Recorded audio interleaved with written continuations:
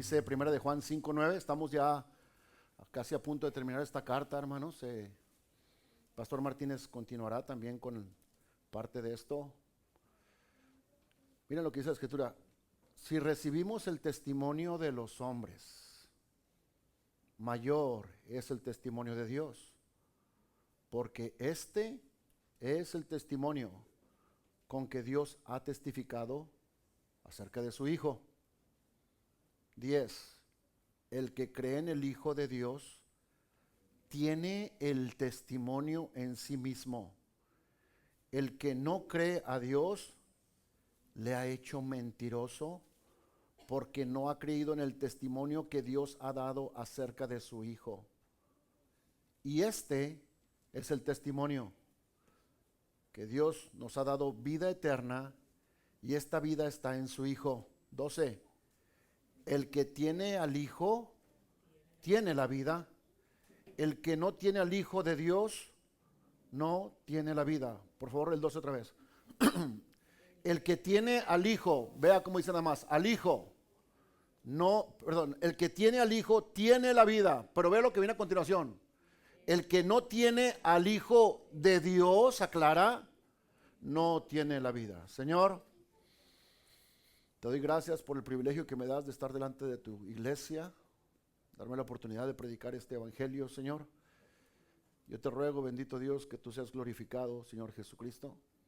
Que tú bendigas mucho, por favor, a tu iglesia a través de esta palabra, Señor, y que ellos puedan ser edificados, que ellos puedan crecer, bendito Dios, para salvación, que ellos puedan extenderse, Señor, llenarse de convicciones y defender este santo evangelio que tú nos has dejado por medio de los apóstoles, Señor, por medio de tu Santo Espíritu.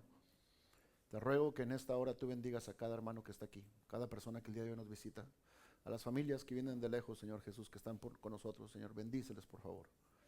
Yo te ruego, Señor Jesucristo, que tú, Señor, seas glorificado a través de lo que estamos haciendo el día de hoy, y que el oído de tus hijos sea abierto, Padre, que tu mensaje pueda llegar al corazón y crear esas convicciones que necesitamos, Señor Jesús, para prevalecer frente a todo lo que nos enfrentamos cada día, Señor. Ayúdanos, por favor, te lo rogamos, Señor Jesucristo. Para gloria de tu precioso nombre te lo pido, Padre divino. Amén. Puede sentarse, hermano. Mantenga su Biblia abierta. Vamos a ver 1 Juan 5:9. Y dice el texto: si recibimos el testimonio de los hombres.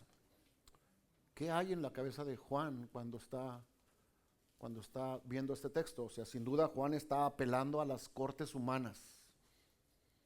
Juan está apelando a los pleitos judiciales. Y Juan está diciendo, si pueden creer a 2 o 3 testigos humanos, Juan dice, mayor es el testimonio de Dios. Pero hemos mencionado mucho, y a mí, pido una disculpa por esto, se me ha pasado, pero ¿qué quiere decir la palabra testimonio? O sea, ¿a qué se refiere? Porque para nosotros la palabra testimonio es una cosa, pero ¿qué hay en la mente de Juan cuando produce o cuando enseña la palabra testimonio? Es que la palabra testimonio es una declaración solemne de una verdad. Y esta verdad es una verdad absoluta porque es revelada por Dios. Entonces, lo que está en la mente de Juan cuando habla de testimonio es hablar de una verdad absoluta. Por eso el texto dice, si recibimos el testimonio de los hombres, empieza de menor a mayor, mayor es el testimonio de Dios. Porque este es el testimonio con que Dios ha testificado acerca de ¿quién? Acerca de su Hijo. Sin embargo, nos enfrentamos en esta sociedad a una gran hipocresía en medio de esta humanidad. Esta sociedad se le hace más fácil creer, por ejemplo, en esta teoría de la evolución. Y, hermanos, quiero que entiendan, es una teoría de la evolución.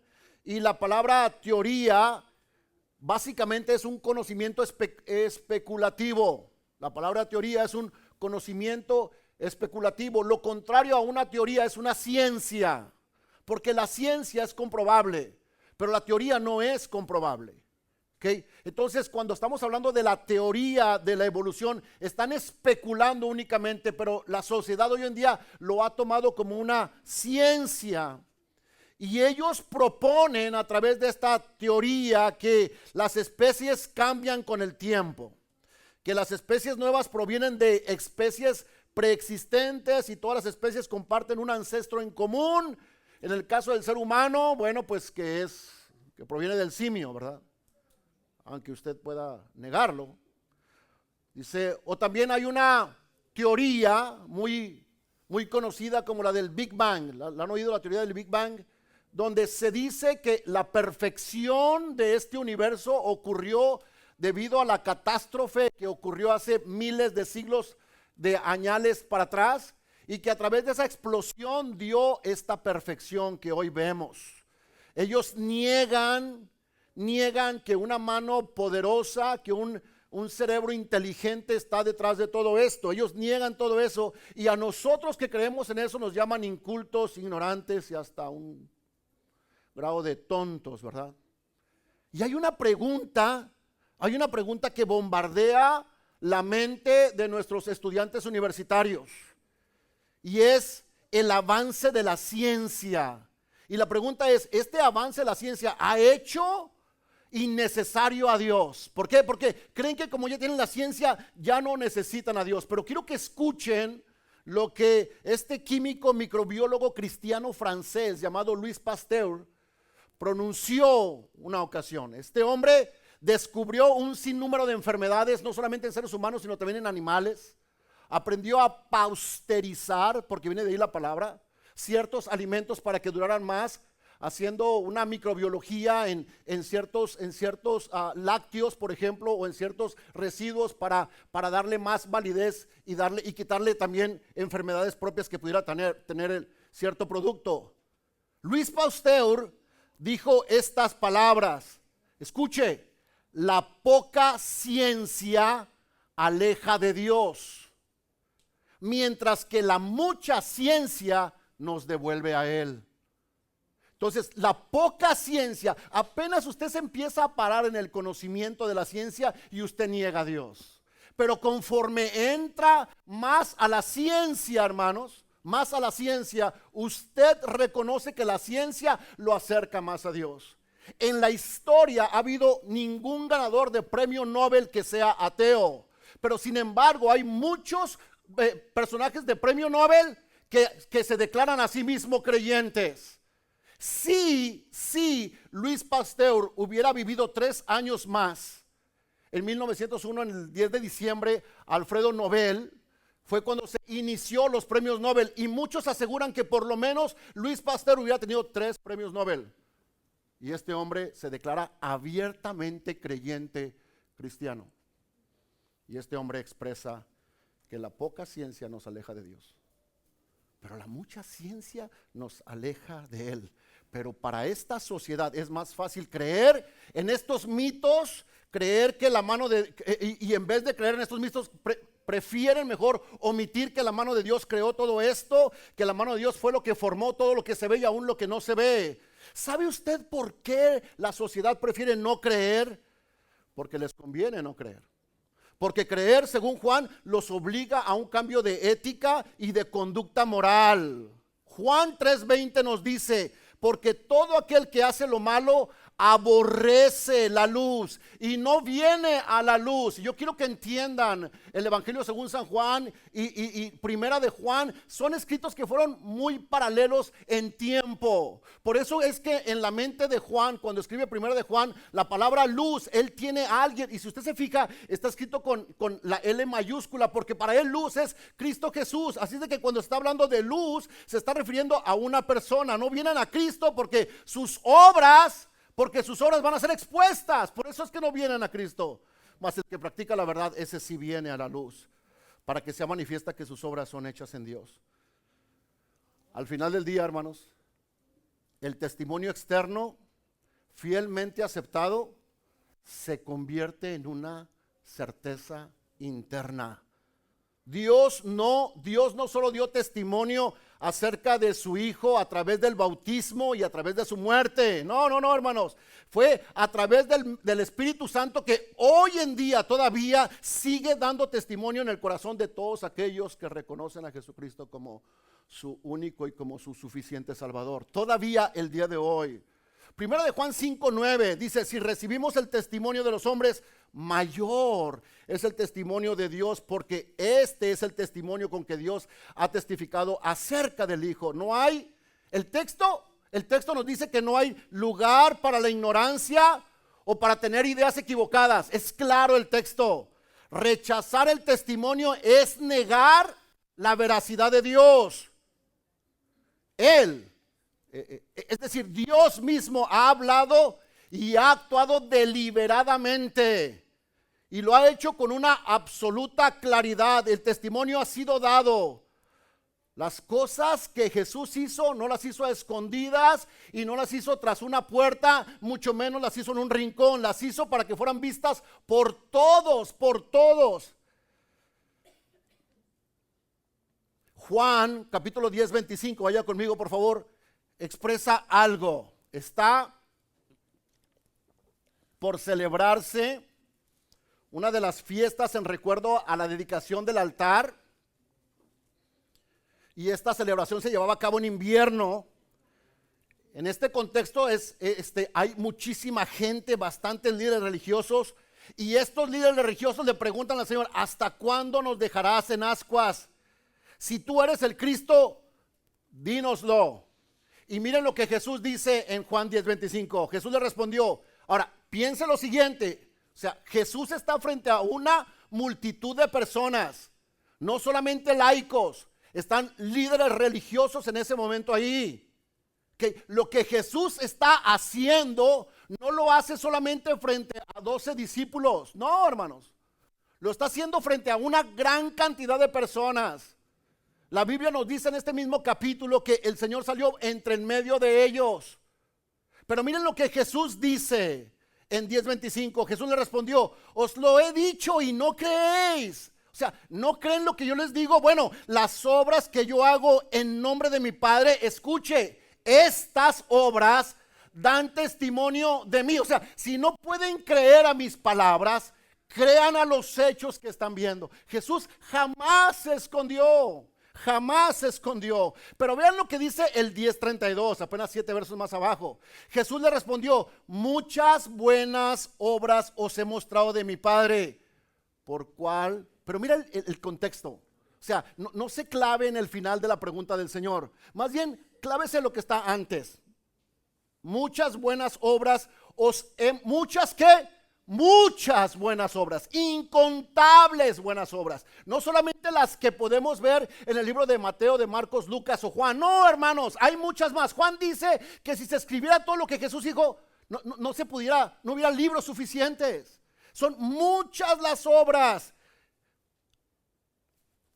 que les he mostrado de mi Padre. Y él pregunta: ¿por cuál de ellas me apedrean?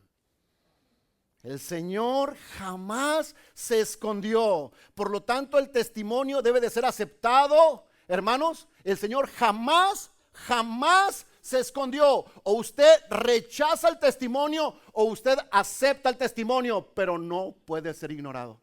¿Se da cuenta? O sea, o usted acepta el testimonio del Señor o usted rechaza, pero jamás puede resultar inadvertido. En otras palabras, aquellas personas que se declaran a sí mismos ateas, realmente lo que están haciendo es negando el testimonio de la existencia de Dios. Y al negar el testimonio de la existencia de Dios, están haciendo a Dios mentiroso. Vea lo que dice 1 de Juan capítulo 5, verso 10. Vamos a dividir este texto en dos partes. Y vamos a dividirlo primero hasta el punto y coma. Dice: el que cree en el Hijo de Dios tiene el testimonio en sí mismo. Juan continúa su argumento sobre el testimonio de Jesús como el Hijo de Dios, como el Mesías prometido. Él afirma que este triple testimonio tiene un origen divino. En otras palabras, la propia autoridad y la aprobación de Dios se ha estampado en la verdad ¿de qué? Del Evangelio de Jesucristo. Es la estampa de la aprobación de Dios mismo. La encontramos en 66 libros puestos para que nosotros nos demos cuenta que el testimonio es válido y ha sido grabado. Juan usa un argumento de menor, ¿se acuerda? De menor a mayor. Usa agua, sangre y espíritu. Y después usa ¿qué? Padre, verbo y espíritu, de menor a mayor. Vean lo que dice San Juan, capítulo 5, verso 36. Ya que creemos que en el testimonio del hombre, vamos a ver qué es lo que nos dice acerca del testimonio de Dios. 5:36 de Juan. Evangelio según San Juan. Mas yo, escuche quién está hablando aquí. Mas yo tengo mayor, ¿qué dice aquí? Testimonio. ¿Que quién? ¿Cuál Juan? ¿Se refiere al apóstol Juan o se refiere a Juan el Bautista? Pero Jesús dijo que de todos los profetas, Juan el Bautista es ¿quién? El mayor. Ahora Jesús dice, yo tengo mayor testimonio que el mayor de los profetas. O sea, vamos a coludir las cosas. Mas yo tengo mayor testimonio que el de Juan, porque las obras que el Padre me dio para que cumpliese las mismas obras que yo hago, ¿qué dice? Dan testimonio de mí. ¿Cuál es el testimonio? Que el Padre me ha enviado. Vea Juan 10:37. Si no hago las obras de mi Padre, no me creáis. O sea, Juan les dice, si no hago, vaya, si no hay nada que puedan ver, no me crean, no me crean. Pero 38, mas si las hago, aunque no me creáis a mí, creed en qué, en las obras, para que conozcáis y creáis que el Padre está en mí y yo en el Padre. Una perfecta unidad. No hay excusa para nadie. No hay, hermanos, no hay excusa para nadie que haya escuchado este evangelio. Para nadie que haya nacido sobre la faz de esta tierra. El nacimiento, la vida, la muerte y la resurrección de Cristo son una prueba fidedigna de que Dios ha depositado su testimonio en él. Creyente o no creyente, se enfrentará cara a cara y no habrá más excusas, no habrá más pretextos. Es interesante que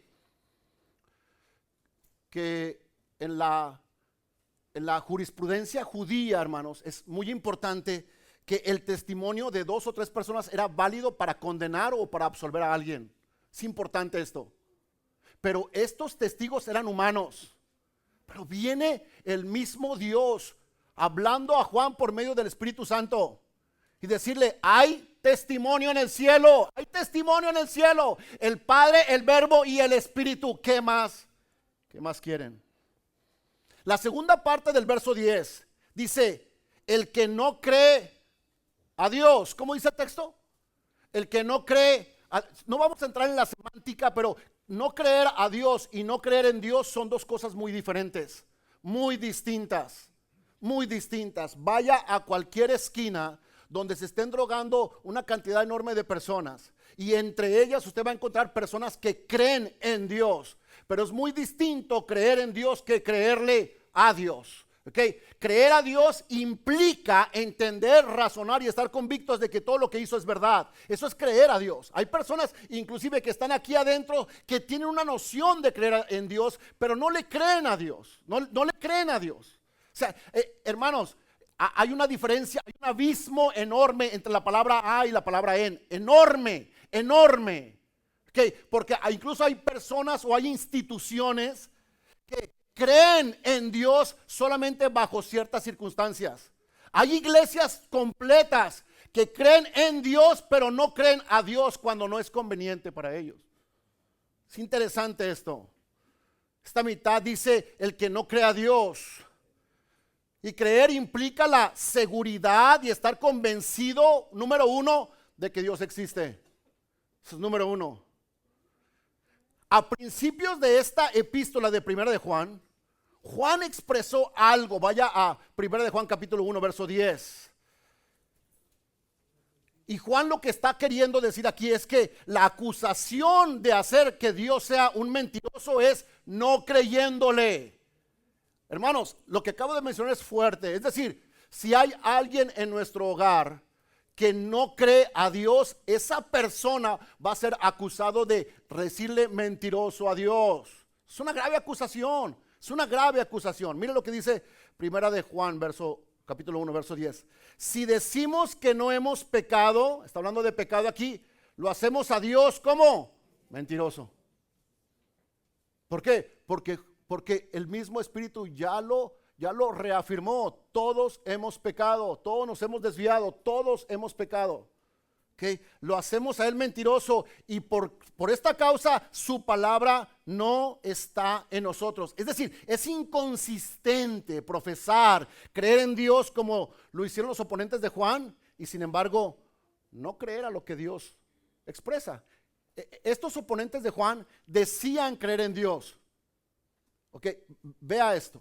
Estos oponentes de Juan, a los que estaban entrando a la iglesia para dividirla, para causar todo este daño, ellos creían en Dios, pero no creían lo que Dios había dicho. Entonces, esto es una contradicción enorme. Esto no puede ser, hermanos. O sea, esto no puede ser, no es así. Y es lo que Juan está queriendo poner. Mire lo que dice Primera de Juan capítulo 2, verso 22. ¿Quién es el mentiroso? Hablando de la mentira, porque está Juan desenmascarando a estos sus oponentes. ¿Quién es el mentiroso? Sino el que niega que Jesús es ¿quién? El Cristo. Hermanos, la palabra Cristo es importante entenderla, porque la palabra Cristo en últimas es el Salvador.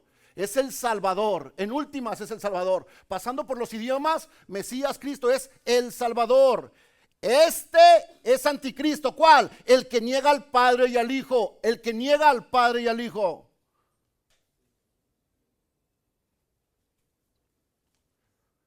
El texto categóricamente nos está diciendo que aquel que niega al Padre y al Hijo, ¿qué es? Anticristo. Por ejemplo, los musulmanes. Por ejemplo, los testigos de Jehová. Y por ejemplo, una rama de los mormones. Hermanos, rodeados estamos de ellos. Rodeados. O sea, el texto es categórico. Este es anticristo, el que niega al Padre y al Hijo. Todo aquel que niega al Hijo tampoco tiene al Padre. Ok, no lo tiene. El que confiesa al Hijo tiene también al Padre. Lo que habéis oído desde el principio permanezca en vosotros. Si lo que habéis oído desde el principio permanece en vosotros, también vosotros permaneceréis en el Hijo y en el Padre. No se pueden separar. Y esta es la promesa que nos dio. ¿Cuál? La vida eterna. Brinquemos a 1 de Juan capítulo 5, verso 11. Y este es el testimonio. Y este es el testimonio que Dios nos ha dado vida eterna. Y esta vida, ¿cuál vida? La eterna. ¿Está en quién? En su Hijo, solamente en su Hijo. No está en ningún otro medio. Lo que voy a decir a continuación merece, hermanos, pero mucha atención. Merece mucha atención. En un sentido estricto, lo que Juan no afirma, voy a leer el texto otra vez. Y este es el testimonio que Dios nos ha dado vida eterna. Escuche, el testimonio es que Dios nos ha dado vida eterna. Y esta vida está ¿en quién? En su Hijo. Ok, en su Hijo. Juan no afirma el contenido del testimonio de Dios sobre su Hijo, sino más bien Juan resuelve o da el resultado del testimonio. Y el resultado del testimonio es que solamente en Cristo hay vida eterna. Solamente en Cristo hay vida eterna. ¿Por qué está haciendo esto Juan? Porque Juan quiere que nos depositemos en Él para los tiempos venideros, para los tiempos futuros, para después de esta tierra. Juan está diciendo a través de este texto es que la vida eterna única y exclusivamente se encuentra en las manos del Señor Jesucristo. Solamente, hermanos, es lo que está diciendo el texto bíblico. Lo que está diciendo el texto bíblico es que no hay más en quien confiar. Y si usted está confiando en alguien más para salvación, usted no será salvo. Es lo que el texto está diciéndonos en esta mañana. Por lo tanto, la cuestión de si aceptamos o no el testimonio de Dios no es algo meramente académico. No es como un 2 más 2 igual a 4. No, hermanos. No es para nada eso. No es como quién contesta cuál es la capital de Texas. No, hermanos, nuestra respuesta es: si aceptamos el testimonio de Dios, tendremos vida eterna, pero si lo rechazamos, tendremos muerte eterna también. El testimonio de Dios es que su Hijo es el único medio por el cual se puede recibir el don de la vida eterna. ¿Escuchó lo que dije? O sea, lo que Juan está diciendo es que el único medio para ser salvo solamente proviene de parte de ¿quién? De Cristo. ¿Y qué es? Un don. Es un don, algo que recibimos inmerecidamente, algo que usted no puede hacer nada para ganarlo, nada, hermano, nada para ganarlo, inclusive nada para mantenerlo. Es lo importante de todo esto. Lo que implica es que Dios ha dado su aprobación divina al ministerio terrenal de su Hijo a través de la santa voz que se escuchó del cielo, y que solamente a través de Él, es decir, de Cristo, podemos obtener vida eterna. Vaya al verso 12. El que tiene al Hijo tiene la vida. El que no tiene al Hijo de Dios. ¿Por qué Juan no puso en un principio el que tiene al Hijo de Dios? ¿Por qué no lo puso así? ¿Por qué lo termina poniendo solamente en la última frase? Aunque se entiende que se está hablando, según el contexto, de Jesucristo, hay un principio muy grande que ver aquí. Juan lo que desea es que cuando se hable de Hijo frente a todos estos gnósticos, se entienda que se está hablando categóricamente de Jesucristo. Lo primero que tenemos que entender es que cuando Juan se refiere a la palabra vida, no está hablando de una vida común o una vida material o una vida en un lapso de tiempo, en una vida histórica. No, se está refiriendo a la vida eterna. Y hermanos, la vida eterna no se gana. La vida eterna, hermanos, no se obtiene o no se merece. La vida eterna es un regalo de Dios. Vaya conmigo por favor a Efesios capítulo 2, verso 1 al 7. Juan les quiere recordar a sus lectores que el Padre y el Hijo son inseparables y que es imposible tener a Dios como Padre de una persona sin reconocer a su Hijo como tal. Por eso es que viene Efesios y nos va a hablar algo referente a esta palabra vida. Y esta palabra vida, si usted se fija, se coloca precisamente antes del verbo. Y es importante, mire lo que dice Efesios 2, capítulo 1, verso 7. Y Él os dio vida a vosotros. ¿Quién es Él? Cristo Jesús. Os dio vida a vosotros. ¿Cuándo? Cuando estabais muertos en vuestros delitos y vuestros pecados. ¿Se entiende esto, verdad? Okay. ¿Se entiende esto? Yo espero que se entienda. Otra vez. Y Él os dio vida a vosotros cuando estabais muertos. ¿Cuándo fue la última vez que usted vio que un muerto hablara? Corra, hermano, si eso pasa.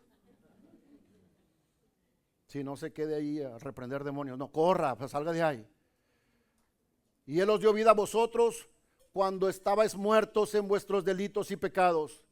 Y luego Juan engrandece más este texto, dice: en los cuales tiempo pasado anduvisteis en otro tiempo, siguiendo la corriente de este mundo, conforme al príncipe de la potestad del aire, el espíritu que aún ahora operan los hijos de desobediencia. 3, entre los cuales también todos nosotros vivimos en otro tiempo, en los deseos de nuestra carne, haciendo la voluntad de la carne y de los pensamientos, y éramos por naturaleza hijos de ira, lo mismo que los demás. Pero Dios, punto, ¿verdad? Pero Dios que es rico en misericordia, por su gran amor con que nos amó, aún estando nosotros muertos en nuestros pecados, nos dio vida juntamente con Cristo. Paréntesis, por gracia sois salvos. Es un don inmerecido de Dios. No hicimos absolutamente nada. Dios quiso regalarnos eso, hermanos. Dios quiso, hermanos, la gracia de Dios no es como atínale al precio. No, hermanos, la gracia de Dios no es como, a ver, ¿cuánto crees que cuesta esto para que te lo puedas llevar? No, primero, no puede participar porque está muerto. no puede participar porque está muerto. Es un regalo, es un don, escuche la palabra, inmerecido. ¿Qué quiere decir? Que usted está totalmente descalificado para obtenerlo. Pero gracias al amor y la misericordia de Dios nos ofrece esto. Es lo que Juan está diciendo en Primera de Juan capítulo 5 verso 12. Y juntamente verso 6 de Efesios 2:6. Y juntamente con él nos resucitó y escuche. Y asimismo nos hizo sentar. Él nos llevó y nos sentó en los lugares celestiales con Cristo Jesús. Por eso Juan nos dice también en su carta que los lugares ya están preparados, porque posicionalmente ya está sentado el Hijo de Dios en ese lugar. ¿Para qué lo hizo? Para mostrar en los siglos venideros las abundantes riquezas de su gracia en su bondad para con nosotros. Aquí está la clave. ¿En quién? En Cristo Jesús. Entonces, cuando Dios nos ve a nosotros, no nos ve a nosotros. Dios ve al crucificado enfrente de nosotros. Entonces, cuando Dios ve a la iglesia, no ve la impureza de la iglesia, sino ve la justificación de la iglesia por el crucificado de Nazaret. Vaya por favor nuevamente a Primera de Juan, capítulo 5, verso 12.